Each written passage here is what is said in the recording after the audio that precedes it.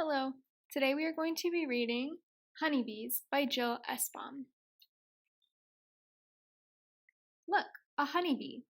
Buzzing through a warm afternoon, a little worker bee dips into colorful flowers again, and again, and again.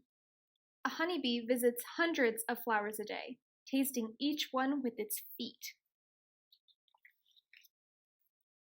From each flower, she collects a sweet liquid called nectar. She sips the runny nectar through her straw-like tongue and stores it in a special, just-for-honey tummy. This tongue is called a proboscis. Flower pollen dusts the bee like fluffy golden snow. Every once in a while, she stops, rolls the pollen into balls, and stuffs these into tiny sacs on her back legs. Honey, I'm home.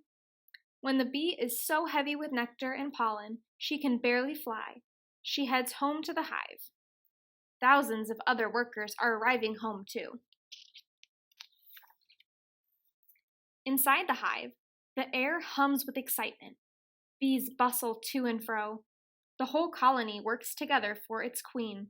As long as she is safe and healthy, so is the hive. Worker bees bring her food and carry out her waste. They fan their wings to keep the hive cool.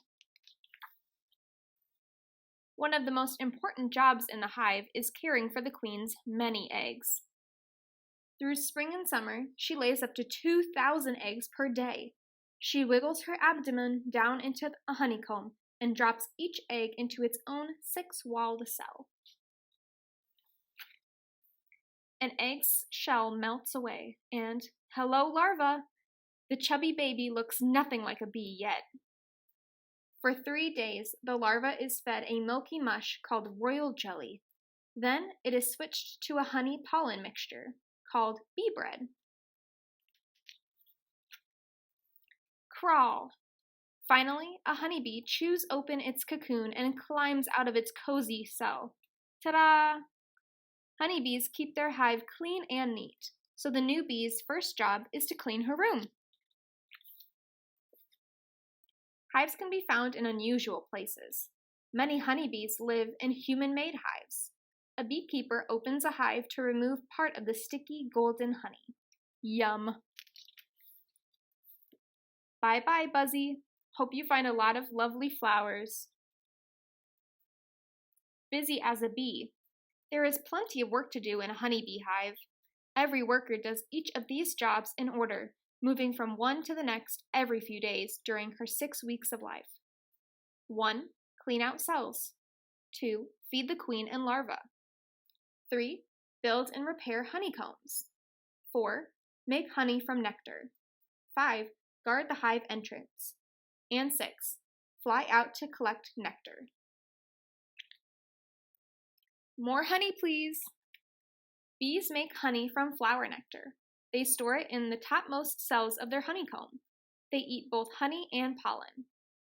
In one day, a worker bee brings home enough nectar to make only a tiny bit of honey. But a hive might have 50,000 or more bees. Working together, they can make as much as 2 pounds, 1 kilogram, of honey per day. That's enough honey to fill 2 canning jars. The bee is the key. When bees fly from flower to flower, tiny grains of pollen stick to their feet, then get dropped off on another flower.